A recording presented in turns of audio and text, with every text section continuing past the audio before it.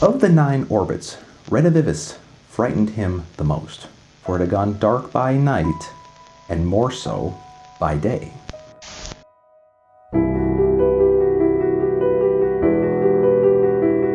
In the months that followed, Professor Pemberton lost himself to meticulous calculations, experiments, and documentation. He noted his greatest and most concrete findings in a leather-bound journal. Upon the cover of this journal, engraved in gold calligraphy, was the word scientia. Depending on the translation, this Latin word meant knowledge, science, or awareness. The journal had been a gift from Professor Pemberton's father. The first of Professor Pemberton's discoveries was that there were not 4, but 36 dimensions. He further discovered that these 36 dimensions had been separated into 9 constructs of 4 dimensions each. These 9 constructs were fundamentally the same, but differed in their details. They appeared to simultaneously occupy the same space and exist in solitary treks through varying dilations of time. Professor Pemberton's best way of understanding it was to think of the divided spectrum after white light passed through a prism. Each band of color was different from its fellows and was yet a mere component of the source. In the same way, each of the 9 constructs was its own band of color. He was convinced that his father had not managed to observe these phenomena before perishing. Therefore, all of Professor Pemberton's subsequent discoveries were novel, making him the founding father of extra-dimensional observation. Professor Pemberton noted that each of the 9 constructs mirrored the 4 dimensions within which humanity thrived, the 3 dimensions of space and the 1 dimension of time. Once this was confirmed, he quantified each construct's unique time stream. Each dimension was observed to flow at a different rate. These acted like parallel rivers moving around a bend. As they got further from the proverbial center, the rate of each time stream expanded by the same factor, which was 2.14. Following these discoveries, Professor Pemberton pushed further and beheld an umbrella dimension that existed at the top and center of the 9 constructs. This apex dimension was a perfect and unblemished hybrid of the others, akin to the initial light source before a prism separated it into its component colors. He went on to observe that this dimension not only granted time to the lower constructs, but also gravity. In drawing a diagram of what he observed, he noted a striking resemblance to a tightened linear solar system. In this diagram, the apex dimension was the sun and the constructs were the planets that circled it. Taken together, he called the apex dimension and the orbiting constructs existence. Further, he discovered that the observable universe within which humanity thrived was the 3rd orbit from the apex dimension, just as Earth was the 3rd planet from the sun. At this time, Professor Pemberton began referring to each construct as an orbit. Each orbit exhibited a certain aura, a beginning of time essence, as he preferred to call it. As a bedroom purposed for a girl inherently felt altogether different from a bedroom purposed for a boy, so each orbit suggested a different initial purpose. Sadly, all of these purposes appeared to have fallen away many thousands of years ago. After a prodigious degree of consideration, Professor Pemberton decided to give each orbit an original name in Latin and a current name in English. In most cases, the original name and current name were similar in their meaning. Several names, however, were at odds with one another for various reasons. The apex dimension was given the original name Colum.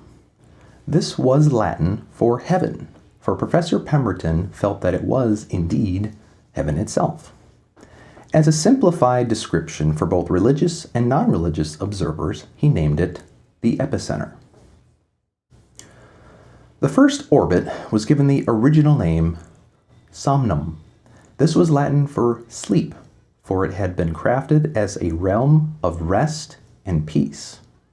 As a simplified description, he named it the sleep. The second orbit was given the original name sana. This was Latin for healthy, for it had been crafted as a realm of healing and restoration.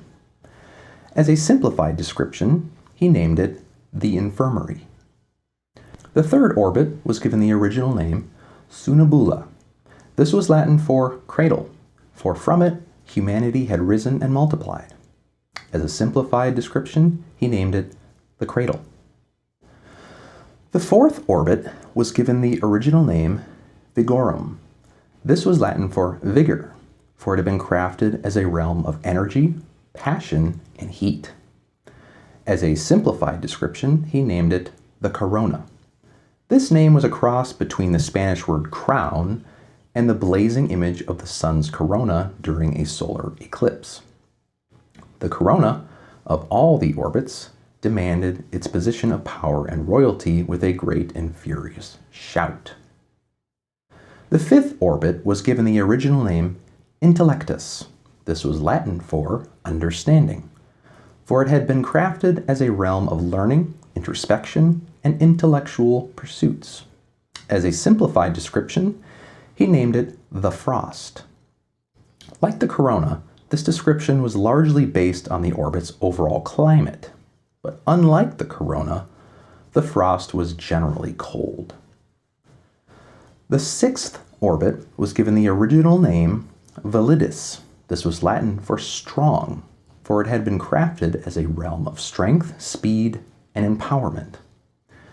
As a simplified description, he named it the adrift, for it had fallen far from its roots and now wandered weakly and aimlessly through existence.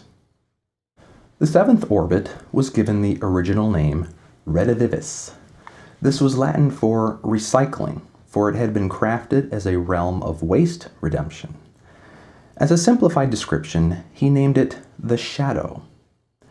Of the 9 orbits, Redivivis frightened him the most, for it had gone dark by night and more so by day.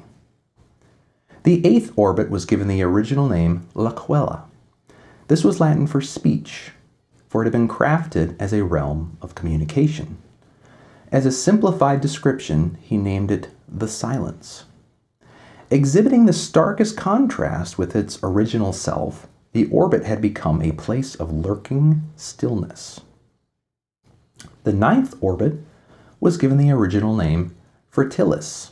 This was Latin for fertile, for it had been crafted as a realm of abundant life and reproduction. As a simplified description, he named it the fringe.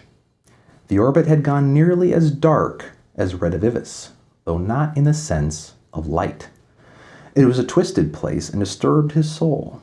Therefore, Professor Pemberton could not assign the orbit such a positive term as the fertile.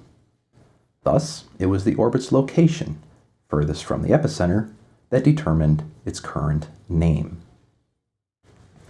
Upon noting, describing, and naming the orbits, Professor Pemberton realized that his task was not complete.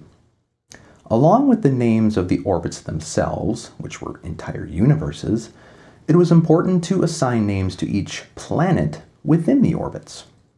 Each of these, while not the same size or shape, perfectly overlapped Earth. But just as his home world, Earth, lay within the orbit he had named the Cradle, it was fitting that he should name the rest of the planets. These celestial spheres would come to be known as hub planets. In this way, he considered various naming systems. Opposed to using more Latin, he turned to Greek. Thus, he named each planet according to mythological deities. The first orbit's hub planet was given the name Hypnos, which was the Greek god of sleep.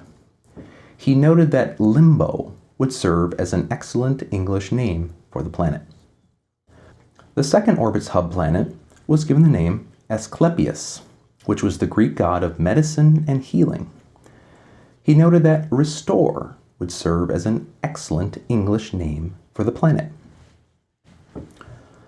The third orbit's hub planet, Earth, was given the name Gaia, which was the Greek goddess of the earth. The fourth orbit's hub planet was given the name Hephaestus, which was the Greek god of smithcraft and fire. He noted that cinder would serve as an excellent English name for the planet.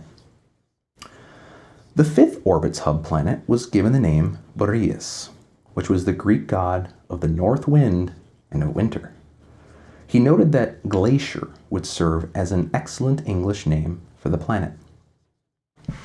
The sixth orbit's hub planet was given the name Osiris, which was the Greek god of loneliness and misery. He noted that drift would serve as an excellent English name for the planet. The seventh orbit's hub planet was given the name Erebos, which was the Greek god of darkness. He noted that terminus would serve as an excellent English name for the planet.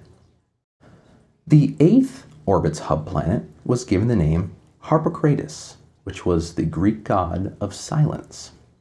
He noted that lurk would serve as an excellent English name for the planet. The ninth orbit's hub planet was given the name Nyx, which was the Greek goddess of night. He noted that aberrant would serve as an excellent English name for the planet.